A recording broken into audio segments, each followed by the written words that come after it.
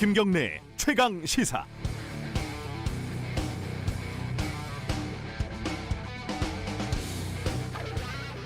박영선, 우상호, 김영춘, 나경원, 오세훈, 박형준, 안철수. 자, 퀴즈입니다. 이분들의 공통점은 무엇일까요? 정치인이고 당연히 이번에 선거에 나온 유력 후보들입니다. 근데 그거 말고요. 재산? 다들 부자일까요? 또 찾아보니까 그건 아니더라고요. 재산 공개를 보니까 안철수 대표 같은 경우는 재산이 한 1,000억이 넘는 큰 부자고, 우상호 의원은 한 8억 정도, 박형준 후보는 한 14억 정도. 아주 부자라고 하긴 좀 그렇죠. 나경원, 오세훈, 박영선 후보는 40억, 50억 이 정도 있으니까 꽤 부자지만요. 그럼 뭘까요? 네, 나이가 다들 엇비슷합니다. 신기하게도 대략 모두 다 60세 안팎이에요. 환갑이거나 환갑이 지났거나 환갑이 거의 다 됐거나. 심지어 이 박원순 전 시장도 당선됐을 때는 이분들보다 몇 살 적었습니다. 박영선, 나경원, 오세훈, 안철수. 정확히 10년 전에 서울시장 선거 때 얽히고 설켰잖아요. 근데 이분들 나이가 그때는 50세 전후였다는 겁니다. 우리 사회의 고령화를 대변하는 건가요? 우리 사회가 한 10년 정도 더 늙은 느낌적인 느낌입니다. 정부 쪽을 보면 더 그렇죠. 정세균 총리가 72세, 정의용 장관이 75세, 유영민 비서실장이 71세. 우리 나이로요. 내각 평균 나이도 만으로 60세가 넘어요. 물론 경륜 중요합니다. 영화 은교의 대사 유명하죠. 너희의 젊음이 너희 노력으로 얻은 상이 아니듯이 내 늙음도 내 잘못으로 받은 벌이 아니다. 동의합니다. 저도 점점 나이를 먹어가고 있고요. 내일 모레 50이네요. 그런데 나이를 드는 게 서럽다는 54살 소카 이재용 대표는 우리 미래를 부모 세대에게 맡겨야 하는 건 더 서럽다고 맙니다. 청와대 내각, 정치권, 우리 공동체의 중요한 의사결정 구조에 60대, 70대는 흔하지만 30대는 희귀하고 20대는 멸종이죠. 어쩌면 말이죠. 이 늙은 사회가 지금의 젊은 세대에게 보이지 않는 페널티를 주고 있는지도 모르겠습니다. 미래를 언제나 과거에 맡겨야 하는 것은 좀 부자연스럽지 않나요? 1월 22일 금요일 김경래 최강시사 시작하겠습니다.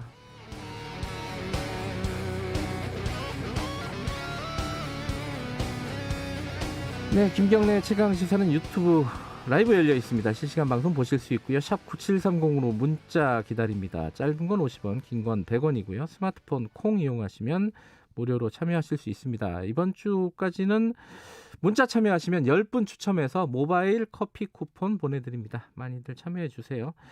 1부에서는요. 김학의 전 법무부 차관 출국 금지 의혹. 이게 본격적으로 압수수색 들어가고 검찰이 법무부를 압수수색했다 그러고, 이게 양쪽 얘기를 좀 오늘 차분히 좀 들어보도록 하겠습니다. 2부에서는 최근에 판사들이 대규모로 사표를 냈다고요? 이게 어떻게 된 일인지 더불어민주당 이탄희 의원하고 만나보겠습니다.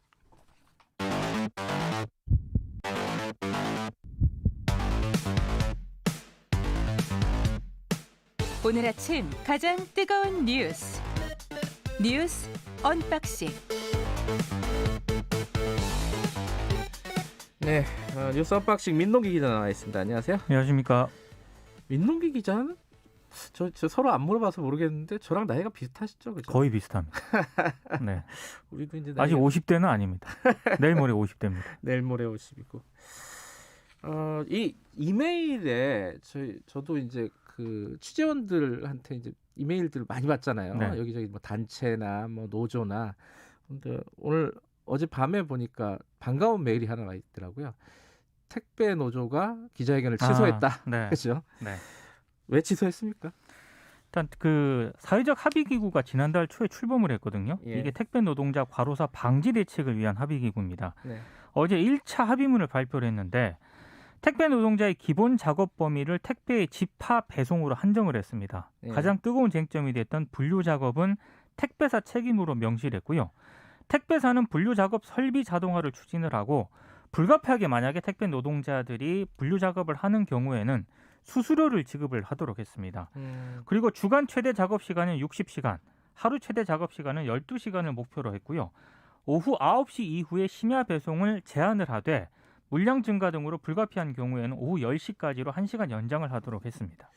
이게 이제 일단은 단추를 하나 끼운 건데 네. 과로사 이런 것들을 방지하기 위한 이게 결국은 택배료 상승으로 갈 수밖에 없는 거 아니냐 이런 얘기들이 많아요. 그러니까 사실 지금 이 1차 합의문이 어느 정도 의미가 상당히 있는 건 맞는데요. 예. 지금 체계에서 이 노동시간을 좀 단축을 시키지 않습니까? 네. 그러면 택배 노동자들 입장에서는 임금이 깎이는 그렇죠. 거거든요. 그렇죠. 그래서 나오는 얘기가 택배비 현실화입니다. 근데 이 음. 택배비 현실화 같은 경우에는 일단 이게 1차 합의문이기 때문에 네. 2차 합의문을 통해서 논의를 해가기로 했고요.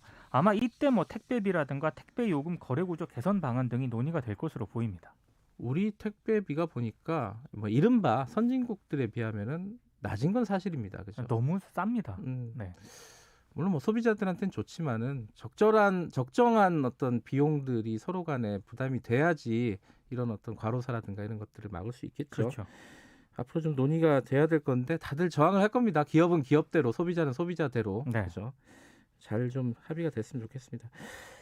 그 와중에 뭐 통계가 하나 나왔는데 산재 사망자가 작년에 오히려 그 지난해보다 더 증가했다고요? 그러니까 2019년에 비해서 27명 증가해가지고요. 예. 882명으로 집계가 됐습니다. 이건 이제 공식적인 통계라서 그렇습니다. 800명 정도인데 실제로는 한 더 2,000명 많죠. 정도로 추산하고 있죠. 그렇습니다. 예. 근데 문재인 정부 집권 첫 해인 2017년에는 964명이었는데요. 이게 2019년에 855명으로 줄었다가 네. 다시 이제 조금 증가를 했다는 그런 얘기인데요. 그 경기 이천 물류창고 화재 사고 있지 않습니까? 아, 예. 여기서 많은 그 노동자들이 사망을 하면서 영향을 좀 미친 것으로 보입니다. 30명 넘게 사망을 했죠. 그렇습니다. 예. 근데 어찌됐든 노동부가 앞으로 이제 감독을 강화하겠다고 밝히긴 했는데 예. 노동계는 여전히 좀 불만입니다. 그러니까 이 노동부가 강화를 하겠다고 하는 게 뭐 소규모 사업장의 위험 공정이라든가 장비 개선 비용 등을 지원을 하겠다. 네. 이런 내용이거든요. 근데 노동계 쪽에서는 결국에는 이 문제는 현장에 있는 노동자가 산업안전보건위원회에 참여를 해서 여러 가지 그 사업주와 함께 산재 예방 활동에 참여하는 게 핵심인데 결국 이런 내용은 빠져 있다. 이렇게 비판을 하고 있습니다. 어제는 좀 뜻깊은 날이었습니다. 여기에 뭐 찬성을 하든 반대하든 그렇죠. 네, 검찰의 수사 기소 독점이 사실상 처음으로 깨진 날이죠. 헌정사상 최초로 검찰 외에 수사권과 기소권이 있는 상설 조직이 만들어졌습니다. 이제 예. 공수처가 정식으로 출범을 했는데요. 일단 김진욱 공수처장이 결코 오만한 권력이 되지 않겠다라고 얘기를 했고요. 네. 이 뭐 많이 보도가 되긴 했습니다만 공수처는 전현직 대통령 그리고 국회의원, 판검사 등 상급 이상 고위공직자 등을 수사 대상으로 하고 있고요. 대법원장, 대법관 그리고 검찰총장, 판검사, 고위경찰 범죄에 대해서는 공수처가 직접 기소를 할 수가 있습니다. 이제 앞으로 관심사는 이제 인사가 어떻게 되느냐. 예를 들어 차장 인사라든가 아니면 수사 검사들을 인사를 해야 되잖아요. 인사를 어떻게 하느냐. 이게 그렇죠. 관심사죠. 처장이 지금 판사 출신이기 때문에 예. 차장은 아무래도 수사 경험이 있는 검사 출신 변호사가 기용이 되지 않겠느냐라는 그런 전망이 나오고 있습니다. 물론 이제 여기에 대해서는 김진욱 처장은 즉답은 하지 않았어요. 즉답은 안 했습니다. 다 일장일단이 있다. 네. 뭐 이런 취지였고. 그리고 또 하나가 1호 사건은 뭐냐. 윤석열이냐. 뭐 이런 얘기들이 나오고 있는데 신중하게 결정하겠죠.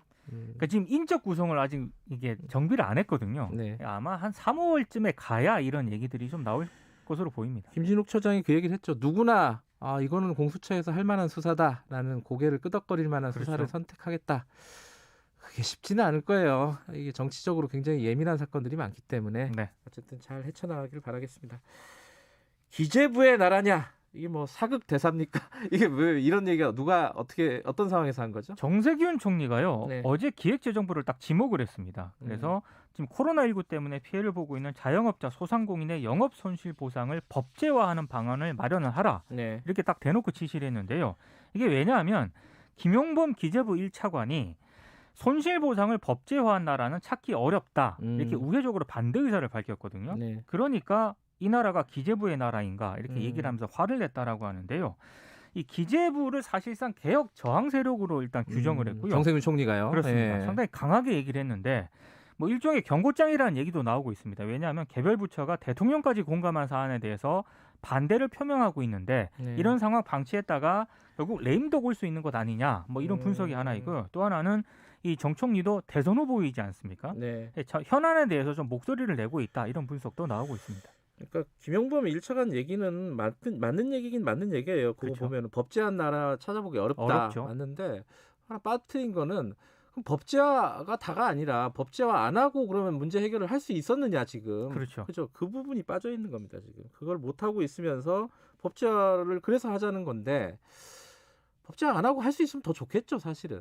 하루 만에 검토에 또 기재부가 착수를 했다고 합니다. 검토에 또 삭스했어요. 그렇습니다. 예. 예. 제가 오프닝에서 나이 얘기를 했는데 이게 되게 민감한 얘기입니다 사실. 저도 이제 나이를 먹고 있어서 이런 얘기가 좀 그런데 그래도 젊은 세대가 너무 안 보이는 게 좀 안타까워서 그렇죠. 예. 우리 사회가 뭔가 문제가 있다. 뭐가 문제가 뭔지는 모르겠어요 저도. 근데 뭔가 문제는 분명히 있다. 이런 차원에서 말씀드렸는데 여러분들이 아침부터 무슨 헛소리냐는 말씀을 보내주셔가지고 그래도 뭐 이런 6282님 같은 경우에는 청소하는 사람들은 나이 제한이 있는데 왜 정치하는 사람들은 나이 제한이 없냐. 뭐지 앞으로는 근데 수명이 늘어가지고 나이 제한 같은 것들은 많이 없어질 겁니다. 그죠? 어쨌든 뭐 나이가 다는 아니지만은 그래도 세대 간의 균형 같은 것들은 조금 고려해야 되지 않느냐. 그렇습니다. 이런 취지에서 말씀드렸습니다. 뉴스 언박싱은 여기까지 듣겠습니다.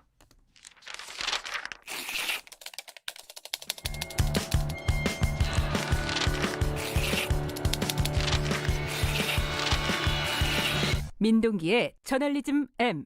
네, 이번 주는 언론들이 굉장히 바빴다고요? 왜 바빴죠? 이재용 삼성전자 부회장이 재수감되지 않았습니까? 네. 근데 사실 그 전에도 집행유예 뭐 이런 쪽에 방점을 좀 찍긴 했는데요. 네. 근데 재수감된 이후에도 이재용 부회장 구하기에 그렇게 언론들이 나서고 있더라고요. 라이언 일병 구하기 같은 굉장히 거. 좀 바빴던 그런 한 주였던 것 같습니다.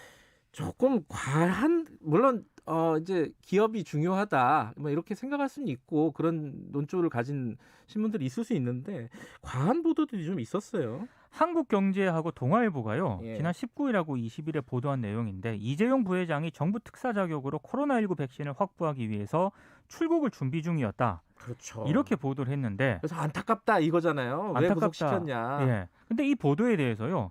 이 백신 사업을 총괄하는 곳이 질병관리청이지 않습니까? 네. 질병관리청이 공식적으로 논의한 적 없다라고 입장을 내놓았습니다. 한국경제 기사를 보면 익명의 업계 관계자가 등장을 하고요. 예. 동아일보 기사를 보면은 삼성의 정통한 재계 관계자가 등장을 합니다. 기사에 등장한 취재원이 모두 재계 쪽이거든요. 이거 삼성발 기사 아니냐라는 의혹이 좀 제기가 되고 있습니다. 삼성의 정통한 재계 관계자면 삼성 아닌가요? 모르겠어요. 뭐 아닐 네. 수도 있지만은. 또 다른 보도도 있었죠. 어제 보도였네요. 이거는. 그 이재용 부회장이 구치소에서 묵을 방 상태가 열악하다는 보도인데요. 네. 이거는 허현준 전 청와대 행정관이 페이스북에 쓴 글을 인용을 한 그런 보도입니다. 이 허 전 행정관 같은 경우에는요. 박근혜 정부 화이트리스트 사건 연루자로 징역 1년을 선고받아서 구치소 생활을 했거든요. 그때 자기가 살아봤다 이거잖아요. 자기가 그때 그 방을 살아봤는데 그거 굉장히 열악하다. 이런 내용의 주장입니다. 아니 이제 저는 재소자들 인권 문제로 열악하다는 보도는 할 수 있는 것 같은데 왜 이재용 부회장이 감옥에 가니까 그 보도가 나오냐 이 얘기죠. 근데 일단 허 씨 주장은 확인이 되지 않은 그런 주장이고요. 확인되지 않은 주장을 그대로 보도한 게 일단 문제인 것 같고 또 하나는 기사를 읽고 나서 그래서 뭐 어쩌란 얘기냐 이런 생각이 좀 들더라고요. 그러니까 이재용 부회장이면 특별한 방을 주라는 얘기인지 예. 댓글을 보니까 쉬러간 게 아니다. 그래서 걱정이 되냐 이런 댓글이 좀 많았습니다. 또 있죠. 이 두 가지 기사만 짧게 소개를 네. 해드리겠습니다. 이 이재용 부회장이 재수감된 이후에 4주 정도 뒤에 면회가 가능하다는 보도하고요. 예. 다른 하나는 이 부회장 구속으로 경쟁사들이 웃는다 이런 보도가 있었거든요. TSMC 같은 다른 반도체 회사들이 웃고 그러니까 있다. 투자에 대한 결단도 못하고 네트워크를 활용한 수주도 기대할 수 없다. 이 과정에서 경쟁사들은 삼성을 따돌릴 수 있는 절호의 기회를 얻었다. 이런 내용입니다. 언론들이 이런 보도들을 계속 양산하고 막 쏟아내고 있는 이유가 있죠. 그죠? 장충기 파문 아시지 않습니까? 네. 자, 장충기 이번에 그 전 사장도 구속됐죠. 구속됐습니다. 근데 장충기 전 사장 파문 때 나온 것처럼 언론사 관계자, 고위 관계자들이 장충기 전 사장에게 보낸 문자를 보면은요, 무한 충성, 과분한 은혜 이런 내용들 굉장히 많았습니다. 그러니까 한마디로 삼성이 언론을 철저하게 관리를 하고 있었고 언론은 광고 협찬 혹은 개인적 이익을 위해서 삼성하고 거래를 하고 있었다는 그런 얘기인데 이 네트워크가 여전히 끊기지 않고 있다는 걸 좀 확인을 시켜주는 것 같습니다. 그러니까 삼성이 가진 힘이 결국 돈인데 그 돈이 이 네트워크를 만들고 그 네트워크가 다시 또 그 관계를 강화시키고 이런 거죠. 그러니까 장충기 문자 파문이 터졌는데 네. 그 네트워크는 여전히 가동이 되고 있는 것 아닌가 이렇게 의심을 해볼 만한 상황인 거죠. 알겠습니다. 참 이번 주에 보도들 보면은 좀 자괴감을 느끼는 그런 보도들이 많이 있었습니다. 자, 오늘 여기까지 듣죠. 고맙습니다. 고맙습니다. 뉴스 언박싱 저널리즘 M 민동기 기자였습니다. 김경래 최강 시사 듣고 계시고요. 지금 시각은 7시 35분입니다. 전국 곳곳에 안개가 짙게 낀 곳이 많습니다. 오늘 오전까지는 약한 이슬비와 함께 이렇게 안개가 껴서 시야를 가리는 곳이 많겠고 한편 비도 오늘 아침이나 오전까지는 좀 더 이어지겠고 제주도 지방은 종일 이어질 것으로 예상이 됩니다. 기압골이 지나가고 비는 그치겠지만 동풍의 영향을 받게 되는 오후 강원 영동 지방에 다시 비가 시작되겠고요.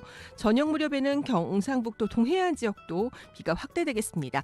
동풍의 영향을 받아서 오는 일요일까지 강원도 산간 지역은 5에서 20cm, 많은 곳은 30cm 이상의 폭설이 예상된다는 점 참고하시면 좋겠습니다. 오늘 낮 최고 기온은 서울 10도를 비롯해 전국은 8도에서 13도의 분포로 평년 기온을 크게 웃도는 날씨 오늘도 계속될 전망입니다. 지금까지 날씨 정보 윤지수입니다. 다음은 이 시각 교통 상황 알아보겠습니다. KBS 교통정보센터의 이승미 씨입니다. 네, 이 시각 교통 상황입니다. 안개가 심한 가운데 사고 난 곳도 있습니다. 통영 대전고속도로 덕유산 부근이고요. 통영 쪽으로 사고가 나면서 2개 차로가 모두 막혀 있습니다. 반대 대전 쪽으로도 이 사고 영향이 있어서 1차로는 이동할 수 없으니까요. 2차 사고 나지 않도록 주의하셔야겠습니다. 영동고속도로 인천 쪽으로 안산 부근에서도 사고 나서 3km가 정체고요. 서울시내 내부순환도로 성산 쪽으로 연희램프 부근 사고 처리됐지만 정릉터널부터 정체되고 있습니다. KBS 교통정보센터였습니다. 최강 시사.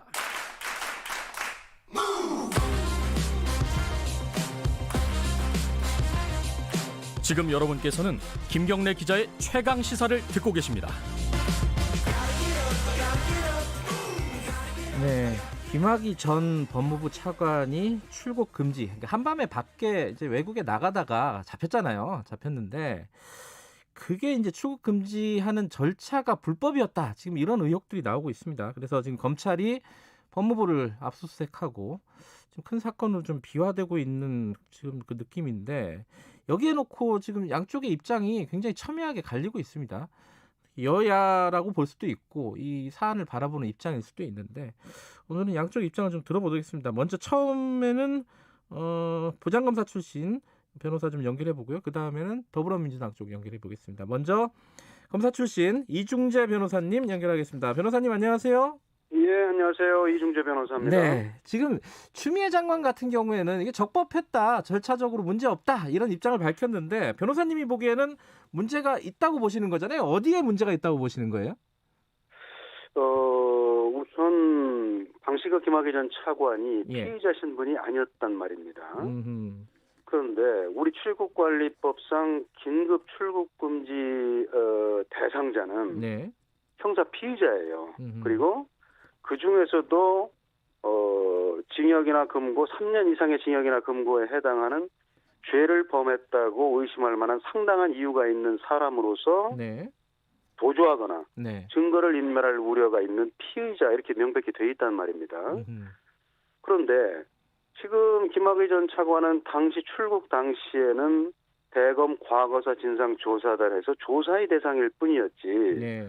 형사 피의자로 입건된 게 아니었어요. 그런데 갑자기 한밤중에 출국한다는 것이 출입국 본부에 의해서 포착이 되니까 네. 출입국 본부에서는 그걸 이규원 검사한테 알려줬고 그래서 이규원 검사 보고 빨리 긴급 출국금지 신청을 해라 이렇게 얘기가 됐던 것 같아요. 예. 그러다 보니까 이규원 검사도 한밤중에 갑자기 퇴근했다가 청사에 들어가서 긴급 출국금지 신청을 하려니까 피의자가 아니니까 어떡합니까? 그러니까 네. 갑자기 출국금지 요청서에는 이미 2013년에 서울중앙지검에서 무혐의한 사건 번호를 그냥 기재를 해서 긴급 출국금지 요청을 한 거고 네. 그다음에 긴급 출국금지 요청을 한 다음에는 6시간 이내에 법무부 장관에게 승인 요청을 하도록 되어 있습니다. 네. 근데 이규원 검사가 승인 요청을 하면서는 본인이 생각해도 또 이상하니까 예. 왜 이미 혐의 없음 처분한 사건 번호를 기재를 했으니까 예. 승인 요청서에는 다시 동부지방검찰청 내사 1호다 이렇게 사건 번호를 집어넣었어요. 그런데 그 사건은 있지도 않은 사건이었단 말입니다. 허위였다. 예. 그렇죠. 동부지검의 내사 1호라는 사건은 없었으니까요, 당시. 네. 김학의 전 차관을 대상으로 한. 예. 그러다 보니까 요청을 할 때도 이미 무혐의한 사건 번호를 집어넣고 그다음에 승인 요청을 할 때는 아예 있지도 않은 사건 번호를 집어넣어서 했기 때문에 네. 이거는 명백한 위법이 아니냐 이런 얘기가 당연히 나올 수밖에 없는 거죠. 지금 압수수색 들어갔단 말이에요. 검찰이 법무부에 대해서 그죠? 수사에 들어갔는데 이러면 당연히 지금 그 그 변호사님께서는 이 압수수색은 당연한 절차다. 지금 수사를 하는 것이 이렇게 생각하시겠네요. 그죠? 그렇죠. 당연한 절차죠. 이게 왜 이렇게 됐느냐. 예. 당연히 뭐 이규원 검사도 지금 뭐 한 언론 보도를 보니까 예.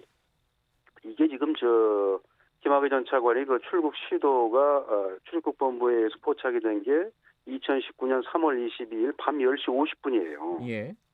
그러다 보니까 출입국본부에서는 미리 이거 큰일 났다. 네. 미리 알고는 있었어요. 네. 김학의 전 차관이 과거사 진상조사단의 조사에 불응하니까 네. 이거 이러다가 출국하면 어떡하느냐. 네. 그래서 출입국본부에서는 뭐 장관 지시에 의해서 미리 검토를 다 했더라고요. 보니까 법리를. 네.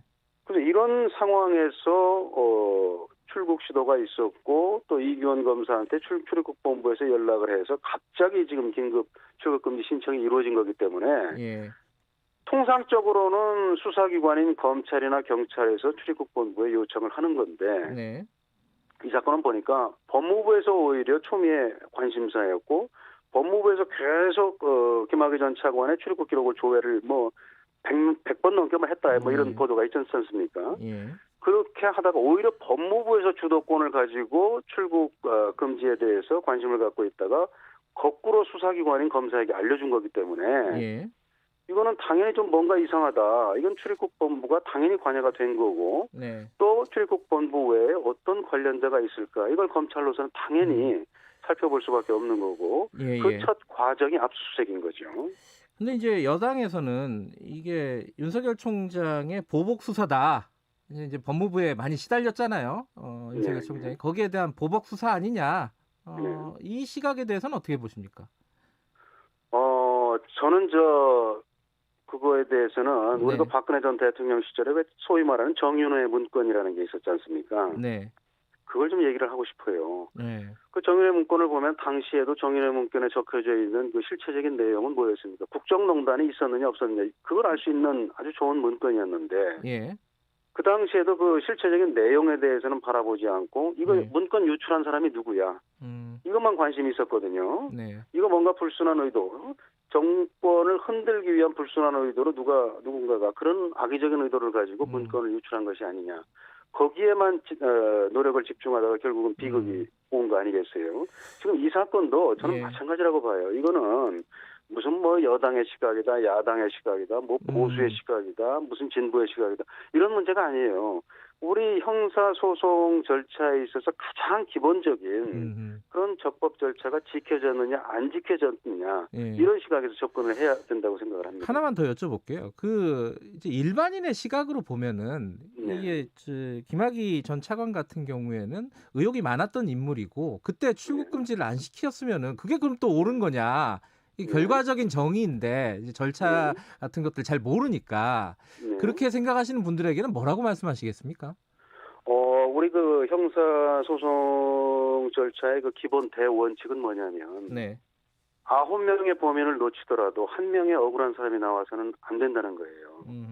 지금 나쁜 사람이니까 적법 절차 안 지켜도 된다. 네. 그게 옛날에 우리 그 조선시대에 예를 들면은 잘못했다고 의심되는 사람이 있으면은 데려다가 뭐 주리를 틀었다. 그 고문이죠.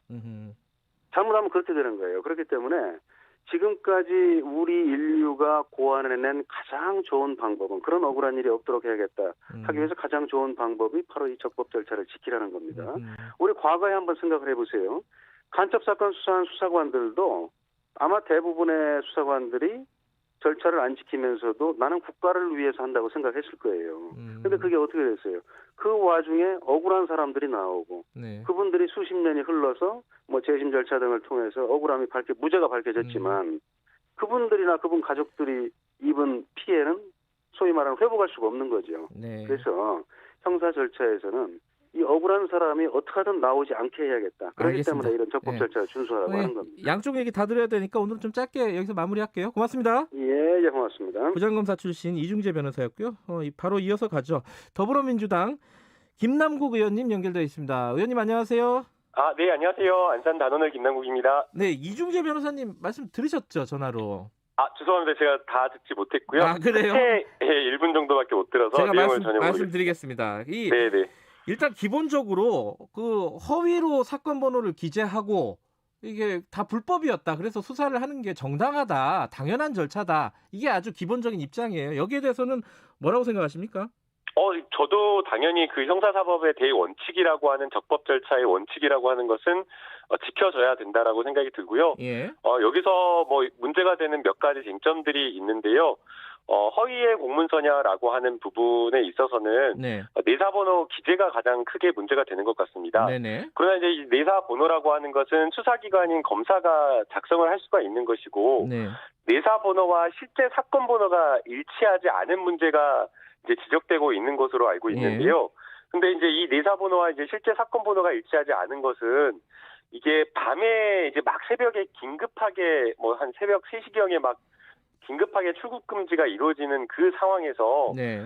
전산으로 하는 게 아니라 수기로 이렇게 작성이 돼서 긴급 출국 금지 요청서가 작성이 되고 예. 사후적으로 이 전산의 내사번호가 입력되지 않다 보니까 나중에 중복된 다른 내사번호가 기재되어서 실제 사건과 불일치한 그런 어떤 행정적인 미흡이 발생한 것이기 때문에 이걸 가지고 어떤 절차적인 불법이다, 뭐 가짜 번호다, 내사 번호다 이렇게 말하기에는 좀 어려울 것이다라고 생각이 됩니다. 그 당사자인 이규원 검사 있잖아요. 네네. 그때 당시에 이제 그 과거사 진상조사단에 계셨던 분인데 이 검사는 수사권이 없었다. 그렇기 때문에 이 자체가 불법이다. 여기에 대해서는 어떻게 보세요? 이제 출입국관리법 4조의 6을 보게 되면요. 네. 긴급 출국 금지 요청을 할 수 있는 게 이제 수사기관으로 이렇게 되어 있는데요. 네.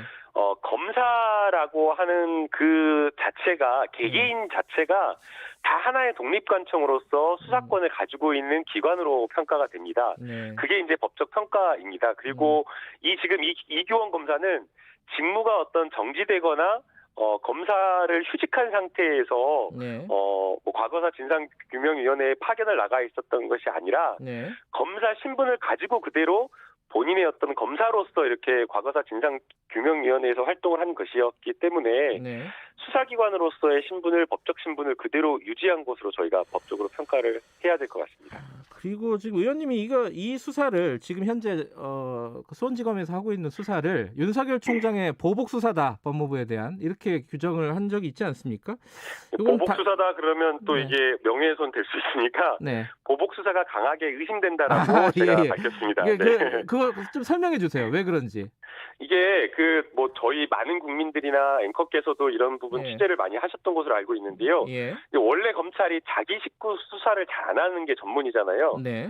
김학의 전 차관 사건만 하더라도 2013년과 14년에 아주 객관적인 물증과 구체적 진술까지 나왔는데도 불구하고 2차례나 불기소 처분하고 네. 그리고 최근에 김봉현 씨 폭로 사건도 있었지만 네. 검사들에 대한 술접대 의혹이 구체적 진술 여러 가지 것들이 나왔는데도 불구하고 불법성 확인되었는데 아예 수사하지 않아 버리고 덮어버렸잖아요. 네. 뒤늦게 이제 언론에서 이제 드러나니까 이제 수사를 하고 그랬던 거였거든요. 네. 그리고 검찰 고위직 출신 라임 사건으로 2억여 원의 배임 알선 수재 혐의로 이렇게 현재는 구속되어 있는데 이것도 역시나 마찬가지로 폭로가 되었고 진술이 되었는데도 불구하고 반년 동안 수사를 아예 하지 않고 있었어요. 네. 국회에서 문제 제기하고 언론에서 집중 보도하니까 그제서야 수사를 했던 게 검찰이거든요.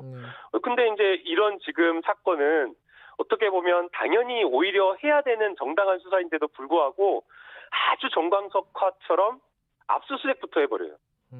납득이 안 되는 거거든요. 네. 그리고 그 다음에 또 뭐가 문제냐면요.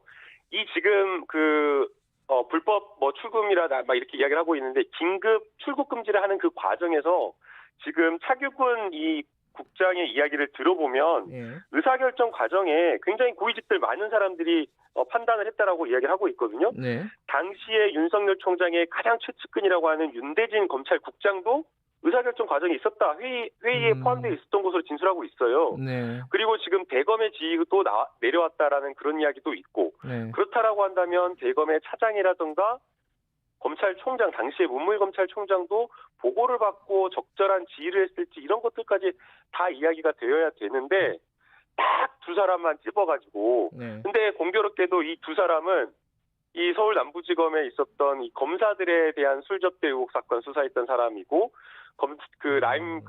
검찰 고위직 출신 라임 사건 수사해가지고 구속시켰던 검사에 대한 수사를 했던 사람들만 딱 이성윤 지검장 이런 사람들만 콕 집어가지고 지금 문제를 삼고 있어서 결국에는 이게 찍어내기 수사 아니냐 보복성 수사 아니냐라는 의심이 된다라는 네, 거죠. 하나만 더 여쭤보면요. 이 관련된 수사를 이미 하려고 했었는데 이성윤 지금 지검장이 당시에 이제 반부패 부장이었잖아요. 수사 외압을 행사했고 수사를 막았다. 이 얘기가 있고 청와대 민정수석실도 관여가 됐다. 이런 의혹도 야당에서 제기하고 있단 말이에요.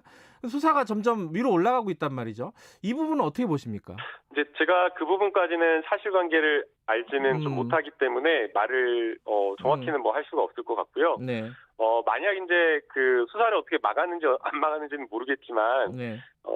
오히려 이런 사건보다는 전관예우와 관련된 여러 문제되는 사건들이 많잖아요. 네. 당장의 이 라임과 오티머스 사건도 굉장히 그 민생 피해가 심각한 사기 사건이었는데 사건 초기에 이게 수사되지 않고 불기소 처분되고 덮였어요. 네. 그래서 지난해 국감에서 국회에서도 법사위에서 이 부분과 관련되어서 왜 불기소 처분되었느냐, 왜 이거 제대로 수사되지 않았느냐, 외압과 관련된 부분, 네. 그리고 정관예우 있었는지 계속 문제 제기하는데 이런 부분을 수사 안 하고 아예 들여다보지도 않고 있어요. 오히려 저는 이런 것들이 검찰의 큰 문제라고 보고 있습니다. 특검이나 뭐 특임 검사까지도 가야 될 중요한 사안이다. 이거 여기에 대해서 한 말씀 하시면요.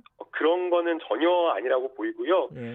지금 여기 법무부의 출입국 본부장의 여러 인터뷰나 진술, 예. 그리고 과거에 해왔던 법무부의 업무라든가 이런 것들을 보게 되면 다 전부 다 정상적으로 해왔던 업무 범위 내에서 했던 일이고, 네. 그리고 뭐 아까 앞서 인터뷰 말미에도 지적을 하셨지만, 네. 그 당시에 긴급하게 수사를 하려고 하는데 그 조사에 불응하면서 긴급하게 도주하려고 했던 의혹이 있었잖아요. 네. 뭐 예약도 안 하고 현금으로 결제하고 새벽에 뭐 각해무샤같이 약간 뭐 해가지고 뭐 도망가려는 그런 상황 속에서 오히려 알겠습니다. 과거사 진상규명위원회의 정상적인 어떤 출국 금지가 제대로 되었다라고 평가하는 게 맞기 때문에 알겠습니다. 이 부분은 오히려 칭찬을 해줘야 될 것 같습니다. 여기까지 듣겠습니다. 고맙습니다. 네, 감사합니다. 더불어민주당 김남국 의원이었습니다. 잠시 후 2부에서 뵙겠습니다. 안녕하세요. 3기 신도시를 디자인하는 LH 오복인 가장입니다. 3기 신도시는 어떤 모습일까요? 서울 도심까지 30분대면 도착하고 수소버스가 달리는 스마트한 미래교통 도시, 100% 국공립 유치원과 안전한 통학로로 아이 키우기 좋은 도시, 보다 넓은 공원과 국내의 도시 디자인 전문가가 참여해서 만든 쾌적한 도시. 우리 아이들과 이런 도시에서 살아보는 건 어떨까요? 상상만 했던 똑똑한 도시가 오늘의 일상이 됩니다. 2021년 7월 사전 청약에서 만나보세요. 이 캠페인은 국토교통부 한국토지주택공사와 함께합니다. 그저 두렵고 피하고 싶은 방사성 폐기물. 방사성 물질이 일상에서 유용하게 쓰인 후 배출된 것이라는 점 알고 계신가요? 신약을 통해 치료받을 수 있는 사람이 더 많아지겠어. 더 나은 미래를 만들어가는 연구소에서도 비파계 검사 결과 이 건물은 균열과 결함 없이 안전하네요. 건물의 안전을 검사할 때도 전기 없는 세상은 상상할 수도 없죠. 원자력 발전소에서도 우리의 일상 속에서 배출되는 방사성 폐기물 안전하고 철저하게 관리하겠습니다. 방사성 폐기물 관리 전담기관 한국원자력환경공단. 지역과 주민 스스로가 할 일을 직접 결정할 수 있도록 32년 만에 지방자치법이 전부 개정되었습니다. 주민이 정책 결정에 참여할 수 있는 권리가 신설되고요. 주민이 조례를 직접 제안할 수 있게 됩니다. 지역은 스스로 하는 일이 더욱 많아지고 주민에게 지방자치 정보를 적극적으로 공개해야 합니다. 중앙과 지역이 함께 중요한 정책을 논의하고 지역이 서로 협력할 수 있는 제도가 마련된다고 하니 지역이 더욱 행복해지겠죠? 32년 만에 지방자치법 전부 개정으로 주민이 만들어갈 대한민국의 미래가 시작됩니다. 이 캠페인은 행정안전부와 함께합니다. 말 같은 말.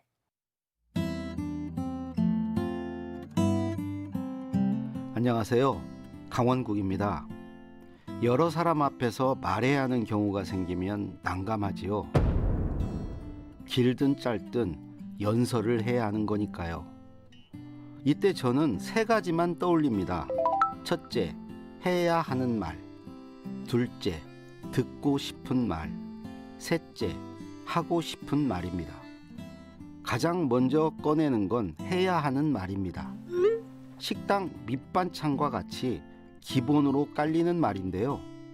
친구 모임이면 만나서 반갑다. 축하하는 자리면 진심으로 축하한다. 이런 말입니다. 다음으로 청중이 듣고 싶어 하는 말입니다. 가장 쉬운 것이 칭찬입니다. 또 감사나 위로, 무엇을 해주겠다는 약속 혹은 희망과 자신감을 주는 말도 있죠. 이런 건 호감을 얻는 말입니다. 설득하기 위해서 혹은 어떤 행동을 촉발하기 위해서, 즉 말하는 목적을 이루기 위해서는 이 듣고 싶은 말에서 먼저 성공해야 합니다. 여기서 딴 점수로 요구나 설득이 가능해지니까요. 마지막이 하고 싶은 말입니다. 연설은 말하는 사람과 듣는 사람, 그리고 말하는 내용, 이 3가지로 구성되는데요. 바로 그 내용, 메시지에 해당하는 것이 바로 하고 싶은 말입니다. 연설의 주제라고 할 수 있지요. 하고 싶은 말은 설득일 수도 있고 설명일 수도 있습니다. 요구나 당부, 주장일 수도 있습니다. 그 성격이 무엇이건 간에 하고 싶은 말은 한마디로 요약할 수 있어야 하고, 말한 사람과 듣는 사람이 생각하는 한마디가 같아야 합니다. 그러기 위해서는 하고 싶은 한마디를 분명히 정하고 말하는 것이 중요합니다. 말을 잘하는 사람은 하고 싶은 말과 듣고 싶은 말의 균형을 잘 맞추더라고요. 연설은 이 2가지 말을 조합하는 예술입니다. 강원국의 말 같은 말이었습니다.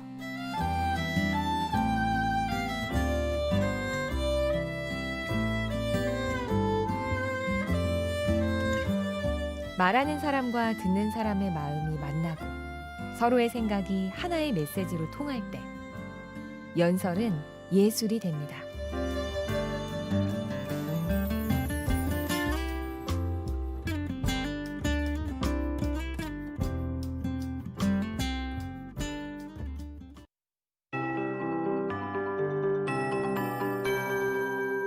KBS 58분 날씨. 어제에 이어 오늘도 기압골의 영향을 받고 있습니다. 전국의 하늘이 흐리고 지금 남부지방과 일부 충청지방을 중심으로 비가 내리고 있고요. 오전까지는 이 비가 이어지는 곳이 많을 것으로 보이고, 비와 함께 곳곳에 안개가 껴 있습니다. 약한 이슬비와 함께 앞을 내다볼 수 있는 거리가 200m 이하로 제한되는 짙은 안개가 예상됩니다. 안개와 비 때문에 곳곳에 살얼음도 있기 때문에 이동하실 때 각별히 주의하시는 것이 좋겠습니다. 오후에는 비가 내리는 곳은 많지 않을 것으로 예상됩니다. 하지만 동풍의 영향을 받게 되면 강원 영동 지방 다시 비가 내리기 시작해 저녁부터는 비나 눈의 형태로 바뀌고, 산지는 눈을 예상하고 있는데요. 쉬 그치지 않고 일요일까지 이어지면서 강원도 산지는 5에서 20cm, 많은 곳은 30cm 이상, 경상북도 북동 산지도 3에서 8cm, 강원도 북부 동해안 지역은 1에서 5cm가량 눈이 예상된다는 점 염두에 두시는 것이 좋겠습니다. 그리고 내일과 모레 제주도 남쪽 해상으로도 기압골이 지나가기 때문에 다시 한번 충청 이남 지방은 비 예보가 있는 상황입니다. 크게 춥진 않겠습니다. 평년 기온을 크게 웃돌 것으로 보이고요. 오늘 낮 최고 기온 서울과 강릉, 세종, 독도는 10도, 대전, 대구 11도, 광주, 울산 12도, 부산과 제주는 13도가 예상됩니다. 지금 서울 기온은 4.9도입니다. 윤지수입니다.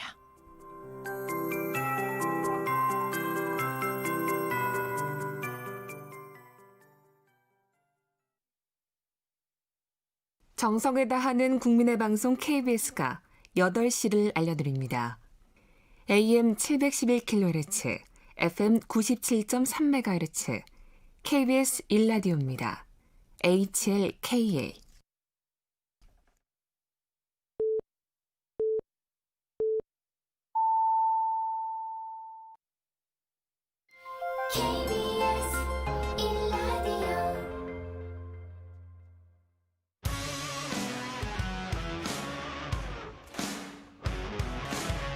뉴스타파 기자 김경래 최강 시사.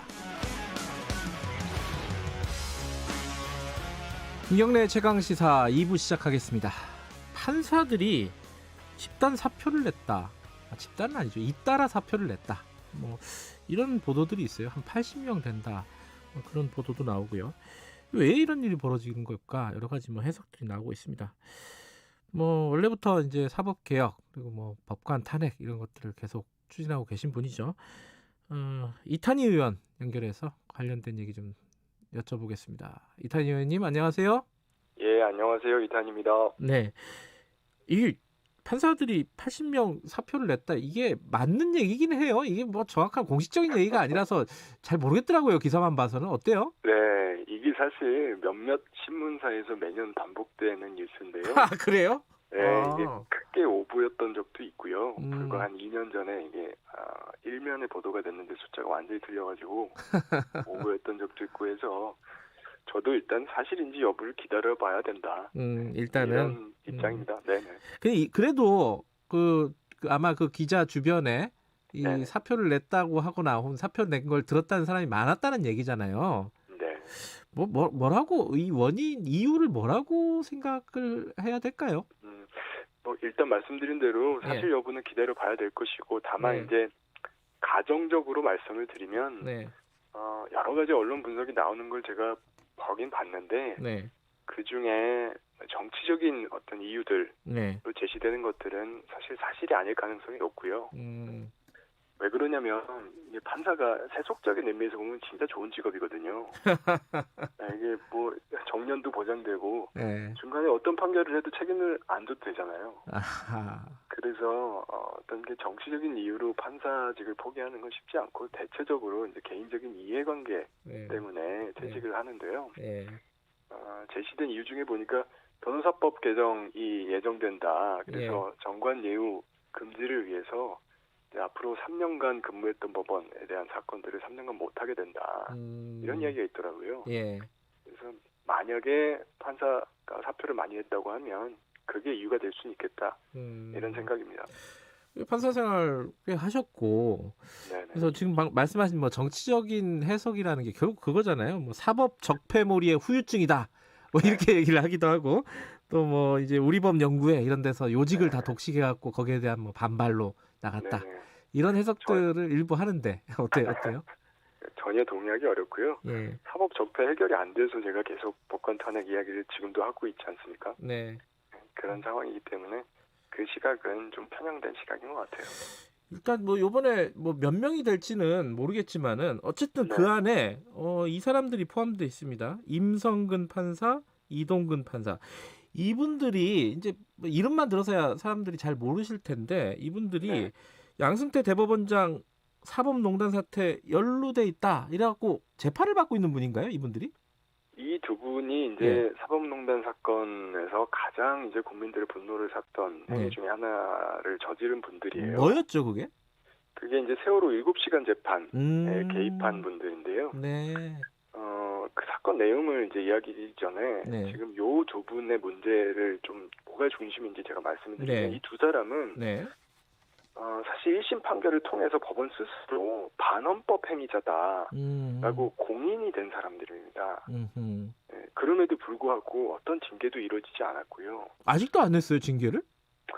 그래서 이제 이번에 만약에 그냥 퇴직하게 되면 정말 그냥 명예롭게 퇴직하고 정관 변호사로 활동도 할 수 있게 되고요. 또 퇴직연금도 받게 되고 공무단인권 제한도 받지 않고 이래서 굉장히 큰 논란이 되고 있고요. 저희가 최근에 이제 여론조사한 결과를 보니까 이 사법농단 비법관 전관 변호사 활동은 막아야 된다라는 국민 의견이 68%에 달하더라고요. 이게 찬성은 18%고요. 압도적으로 높은데 그래서 더더욱 큰 논란이 되고 있는 두 판사들입니다. 그 아마 기억이 가물가물하실 거예요. 청취자분들도 저도 가물가물한데 그 세월호 7시간 판결 재판에 관여했다는 게 정확히 뭐였죠? 그게 이제 세월호 7시간 다 아시겠지만 2014년 4월 16일 날 네. 세월호 참사 당일 날 오전에 국민들 마음이 찢어지는 상황이었잖아요. 네. 아이들이 정말 바다에 천천히 생매장되어 가는 과정을 보고 네. 있었는데 그게 다 지나고 나서 7시간 뒤에 박근혜 대통령이 중대본에 나타나서 네. 아이들 아직 갇혀 있어요. 이렇게 국민들한테 되물었잖아요. 네. 그래서 공분을 샀었고 그래서 7시간 동안 도대체 무슨 일이 있었던 거냐. 네. 진상규명 요구가 있었습니다. 근데 그걸 당시에 김기춘 비서실장이 찍어내리기 위해서 예. 기사 하나를 찝어서 명예훼손죄로 기소를 해요. 그 일본 기자였죠? 맞습니다. 예. 근데 그게 세월호 7시간 재판이었는데 네. 그때 기소에서 그치지 않고 판결에 개입을 해서 네. 판결문을 선고되기 전에 사전에 유출을 시키고 네. 그 내용을 수정을 합니다. 그래서 원래 박근혜 명예훼손 안 된다라고 되어 있는 거를 박근혜 명예훼손 된다. 네. 예, 다만 이 경우에는 뭐 법리적 무죄긴 한데 된다라고 바꾸고 예. 또 법정에서는 7시간 일단 의혹 제기는 허위다. 이렇게 좀 말을 하도록 뒤에서 조정하고요. 그런 사실상 이제 법복을 입고 있었지만 브로커 역할을 한 거죠. 그 브로커 역할을 한 판사가 임성근 판사고요. 예. 거기에 협조해서 판결 내용 바꿔주고 그 다음 해에 바로 차관급 고등부장으로 승진한 판사. 네. 일종의 부역자인데요. 그렇게 한 판사가 이동근 판사입니다. 지금 말씀하셨듯이 임성근, 이동근 판사는 고법 부장 판사입니다. 그러면 이제 차관급이죠, 차관급, 그죠? 그렇죠. 자, 이 사람들이 지금 사표를 냈다. 1심에서 유죄를 받았는데 징계는 없었고 사표를 냈다. 이게 유죄는 아니고요. 예. 무죄 판결인데. 무죄 판결인데 네, 그 무죄 취지로. 판결인데 무죄 판결을 하는 판사가 그러니까 이렇게 판결한 겁니다. 직권남용은 법리적으로 무죄인데 그래서 형사재판 해결은 안 되는데 이 사람은 헌법재판 받아야 된다. 헌법재판. 네, 반헌법 행위다. 이렇게 판결문에 이례적으로 6차례나 기재를 해준 이런 상황입니다.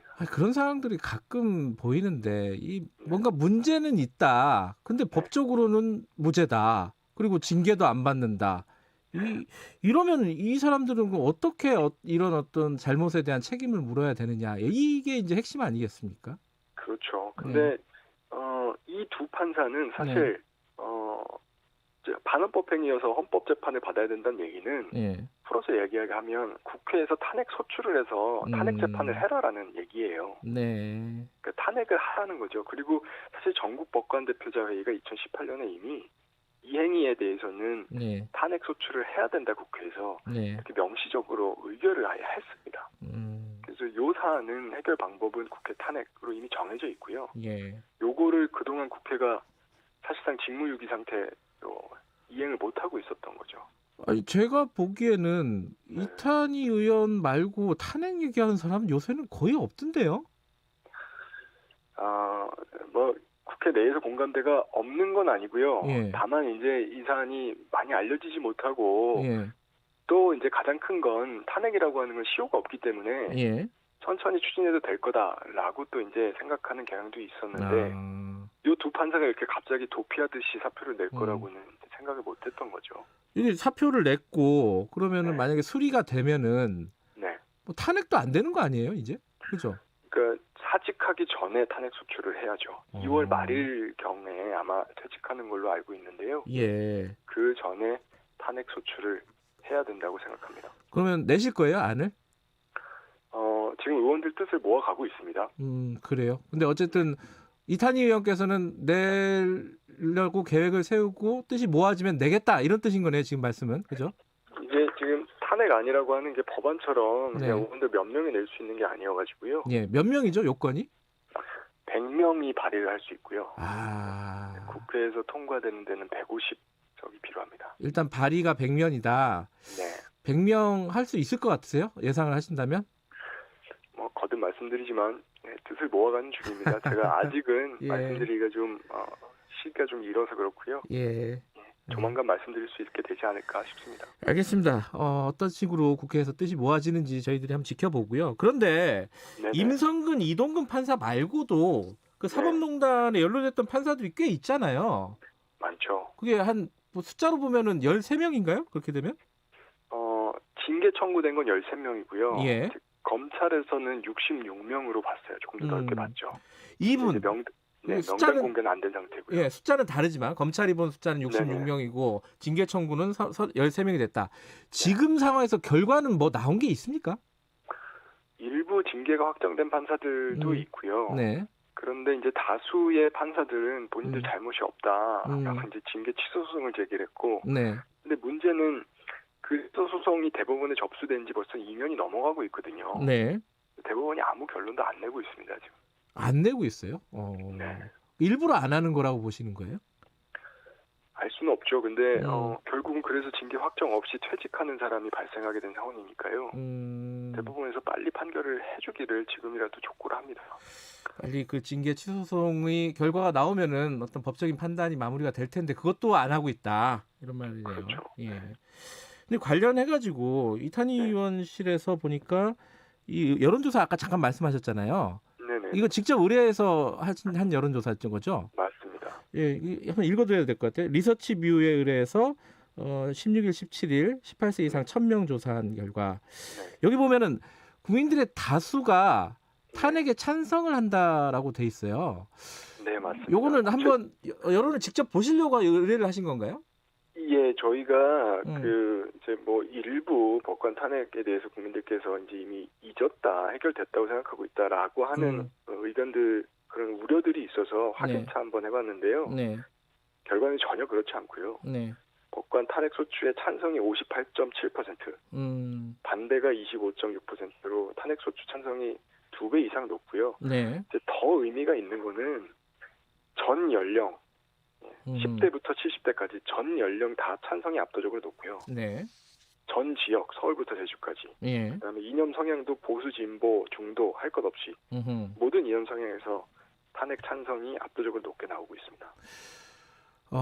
여론은 이렇게 높은데 국회에서는 논의가 좀 지지부진한 이유는 뭐라고 봐야 될까요? 이게 국민들로서 헷갈리잖아요. 원래 여론에 굉장히 민감하잖아요. 국회라는 곳이.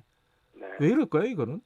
이게 사실 뭐 사법개혁 문제라고 하는 게 아주 전면에 이렇게 휘발성 있게 등장하지는 않는다. 이제 그런 측면도 하나 있을 거고 또 한 가지는 아까도 말씀드렸듯이 탄핵은 사실 시효가 없기 때문에 언제라도 할 수 있지 않냐 이런 생각이 있었던 것 같아요. 이 두 분이 이렇게 정말 도피하듯이 갑자기 사표 낼 거라고는 아무도 예상을 못한 거죠. 그래요. 자, 시간이 얼마 남지 않았네요. 다음 달 28일이라고 하셨죠? 네. 그러면 저희들이 한번 좀 기대를 해봐도 되는 상황인지 마지막으로 한번 더 여쭤볼게요. 네, 하여튼 열심히 뜻을 모아가는 중이고요. 네. 이게 뭐 한두 명이 할 수 있는 일은 아니기 때문에 네. 단계를 밟아가고 있는 상황입니다. 늦지 않게 말씀드리겠습니다. 알겠습니다. 그건 좀 저희들이 기다려 보고요. 검찰 얘기도 좀 해볼게요. 어제 공수처 출범했잖아요. 네. 이게 사실 뭐 이걸 찬성하든 반대하든 역사적인 사건이긴 한데 지금 그 민주당 내부에서도 그렇고 국민 여론 중에 일부는 시즌 2 그러니까 이제 수사권 기소권을 완전히 분리하는 형태, 검찰의 수사권을 완전히 삭제하는 형태 이렇게 가야 되는 거 아니냐는 의견들도 좀 있는 것 같아요. 이탄희 의원께서는 어떻게 보십니까? 저도 사실 우리 이 프로그램에서 저희 진행자께도 말씀드렸던 것 같은데요. 수사 기소의 완전한 분리는 이미 지난 2017년 대통령 선거 때 우리 문재인 대통령의 대선 공약이었고요. 네. 그 방향이 맞다라는 데서는 그 당내의 공감대가 있다고 저는 생각합니다. 근데 제가 예, 말씀하세요. 네, 다만 이제 저희들이 이제 검찰개혁 특위에서는 다시 한번 그런 것들을 다져가는 그런 과정을 밟고 있거든요. 그래서 이제 여러 가지 의견들을 다시 한번 확인을 하고 있고 그 과정에서 이 이슈뿐만이 아니라 모든 이슈들에 대해서 우리가 예전에 했던 논의들을 다시 한번 되짚어가는 그런 과정에 있어요. 그래서 국민들께서 보시기에 빨리빨리 해야 되는데 뭐하고 있나 이렇게 느껴질 수 있는데 이런 다져가는 과정을 빨리 마무리를 해야 또 그다음에 속도감 있게 갈 수 있으니까요. 예. 그런 과정에 있다. 예. 그렇게 이해하시면 됩니다. 일부 보도를 보니까 이 검찰 출신 의원들이 직접 검찰의 직접 수사권 폐지에 완강하게 저항하고 있다. 논의에서 그런 발언들이 있었고 이 부분이 합의가 지금 안 되고 있다 이런 보도들이 있어요. 어떻게 보십니까?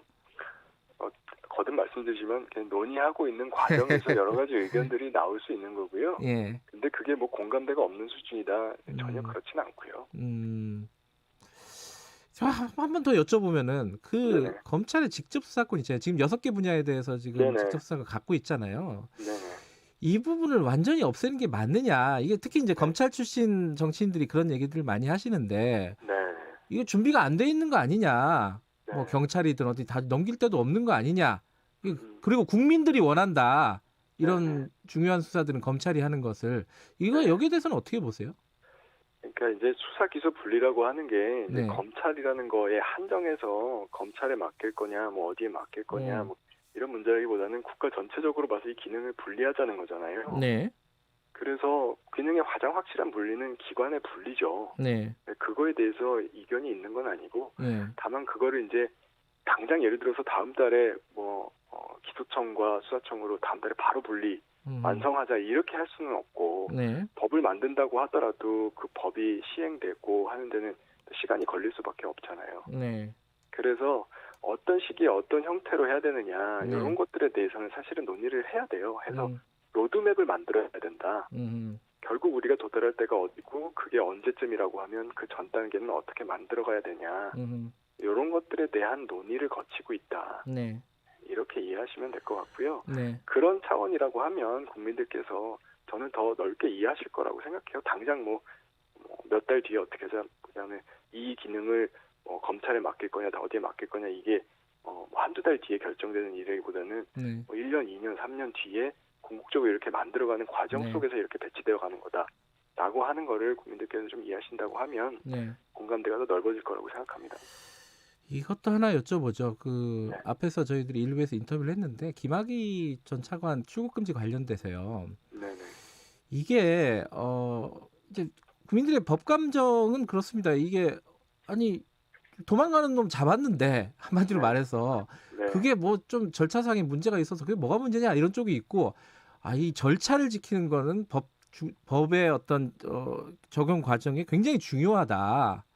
무엇보다도 중요하다 이런 얘기가 있어요. 이거 굉장히 좀 철학적이고 본질적인 얘기일 수도 있습니다. 이게 이탄희 의원께서는 어떻게 보십니까 이 사건을? 근데 그 얘기는 사실 지금 좀 앞서가고 있습니다. 제가 보기엔 어떤 측면에서요? 예. 그 사실관계에 대해서 네.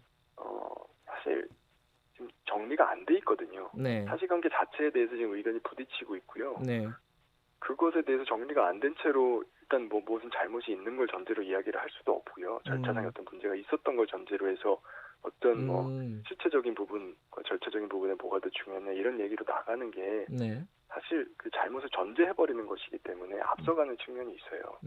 그래서 저는 그 부분에 대해서는 좀 조심스럽고요. 네. 조금 더 사실관계 자체에 대해서 집중하고 기다려봐야 된다. 네. 네, 이런 입장이에요. 다만 이제 국민들께서 말씀하시는 내용 중에 제가 공감이 가는 건 네. 사실 김학의 차관은 검찰에서 수사를 계속 미루다가 결국은 이게 공소시효가 넘겨서 네. 법원에서도 이 사람 맞다 사실상. 네. 근데 이미 끝나서 처벌을 못한다 이런 판결까지 나온 상황이잖아요. 네. 그때 모습과 지금 검찰이 이 절차 문제를 문제 삼는 그런 모습이 너무 다르다. 다시 한번 국민들에게 이 검찰 개혁의 필요성이 왜 필요한가 이런 것들을 좀 환기시켜주는 그런 부분이 있다. 그런 모습에 대해서는 하여튼 저도 국민들이 느끼시는 그런 어떤 비판적인 감정 이런 것들을 충분히 공감을 하고요. 네.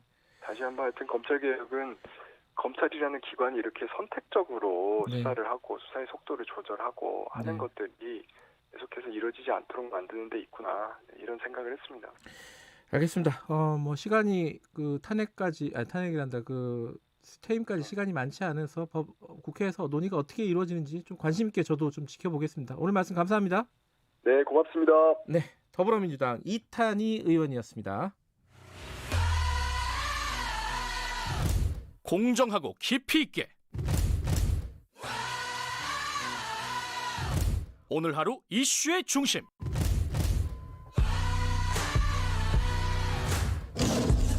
김경래의 최강 시사.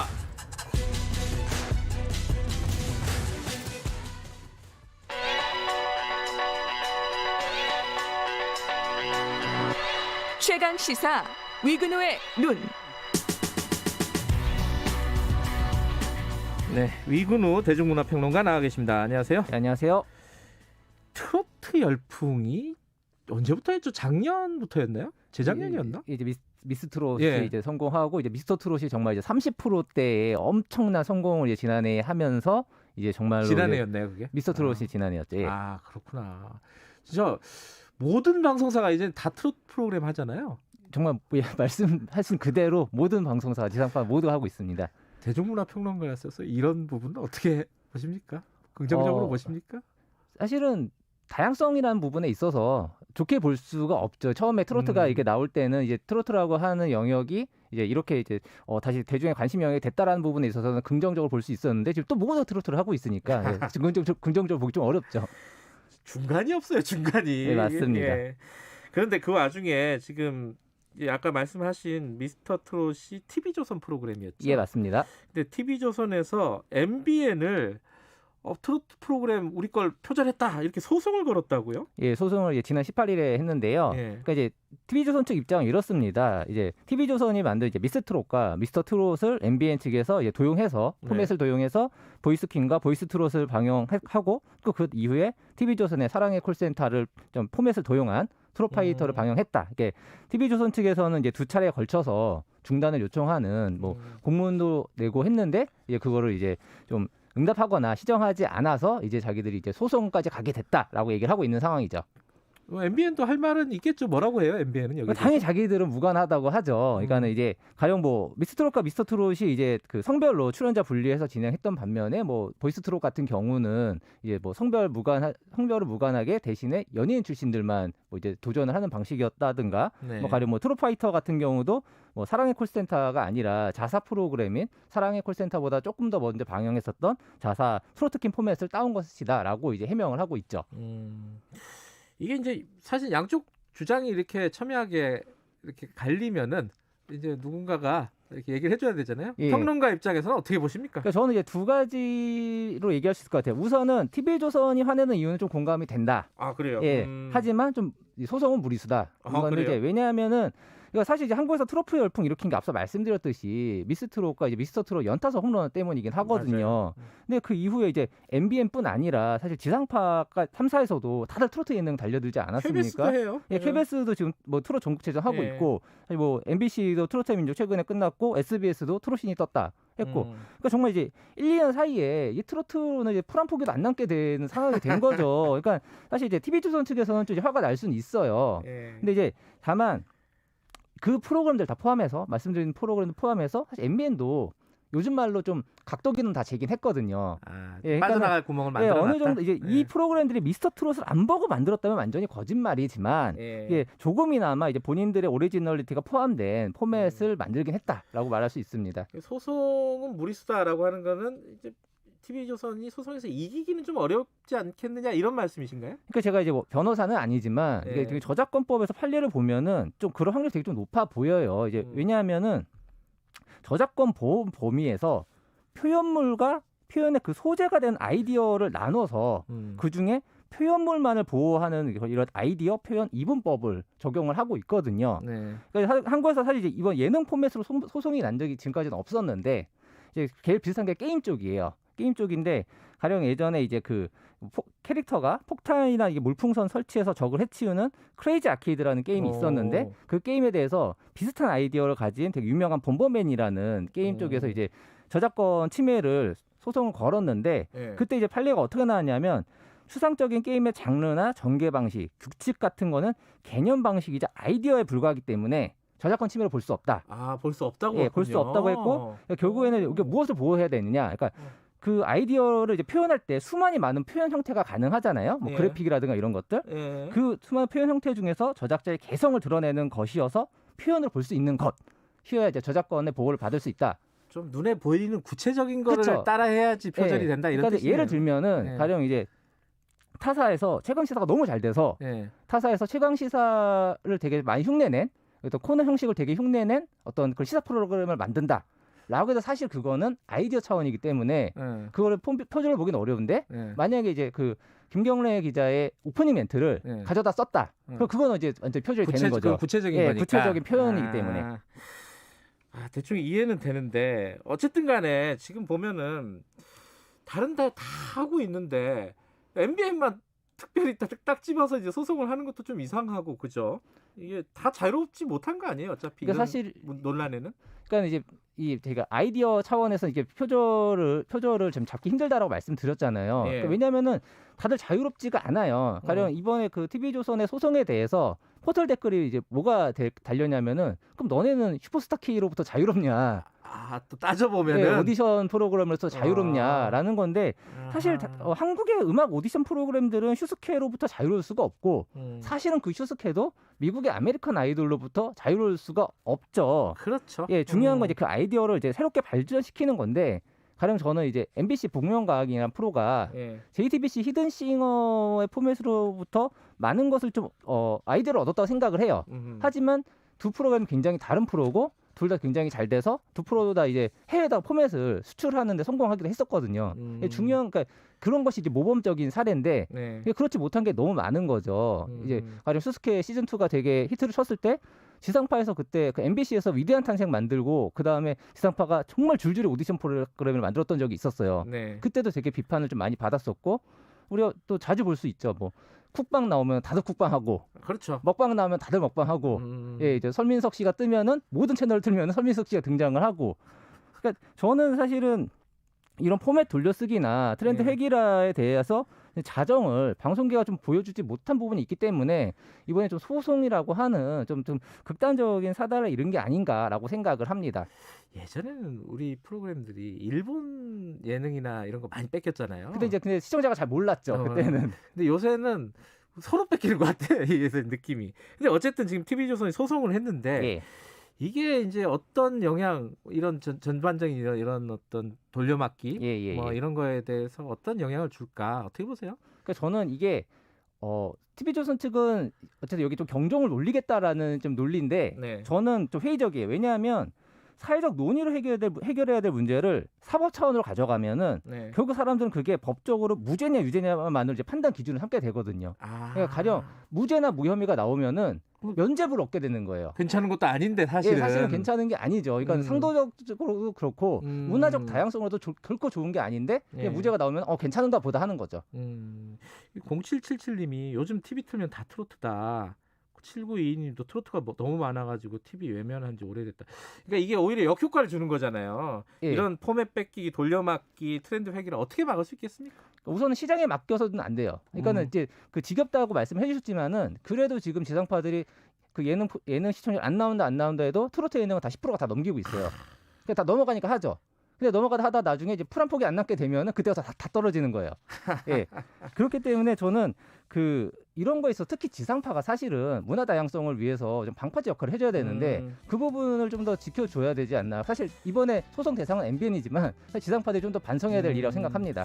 지상파에게 뼈아픈 말씀을 남겨주셨습니다. 예, 감사합니다. 예, 감사합니다. 위근우의 논의였습니다. 위근우 대중문화 평론가였고요. 2부는 여기까지 하고요. 잠시 후 3부에서는 여의도 신호등 준비되어 있고요. 김진숙 민주노총 부산본부 지도위원 만나봅니다. 일부 지역국에서는 해당 지역 방송 보내드립니다.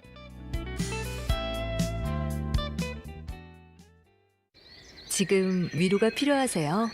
저는 당신의 지친 삶에 대자연의 위로를 선물하는 농어촌입니다. 자연의 청정함이 그리우세요? 저는 온실가스와 미세먼지를 잡아 지구를 지키는 농어업입니다. 건강한 먹거리를 고집하시나요? 저는 7천만 한반도의 건강한 먹거리를 책임지는 농어민입니다. 국민을 위해 아낌없이 주는 나무 농어업 농어촌은 국민 모두가 지켜야 할 가장 위대한 유산입니다. 이 캠페인은 대통령 직속 농어업 농어촌 특별위원회와 농림축산식품부 해양수산부가 함께합니다. 요즘 속 터지고 답답한 뉴스만 머리가 아프다. 아이고 지끈지끈해 그런 사람들 있지 않습니까? 그러면은 주진우 라이브 들으시면 저희가 정리 잘 해드릴 테니까 걱정 마시고요. 자, 일로 오십시오. 주진우 라이브로 코로나 시대 시사 매일 오후 5시 5분 주진우 라이브. 2021년 새해에는 이런 뉴스가 들렸으면 좋겠습니다. 코로나19 신규 확진자 한 달째 영영 기록하고 있습니다. 이번엔 쟁점 법안이 여야 합의로 통과됐습니다. 우리나라 경제 성장률 5%를 달성했습니다. 희망찬 소식을 전하는 그날까지 시사본부가 함께하겠습니다. 평일 낮 12시 20분 오태훈의 시사본부. 지금 시각은 8시 30분입니다. KBS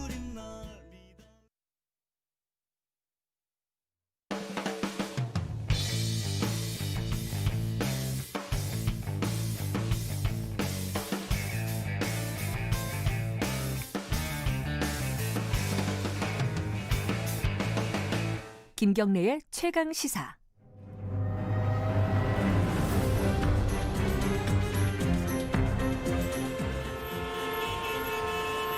GPS가 연결되었습니다. 김경래의 최강 시사. 여의도 신호등.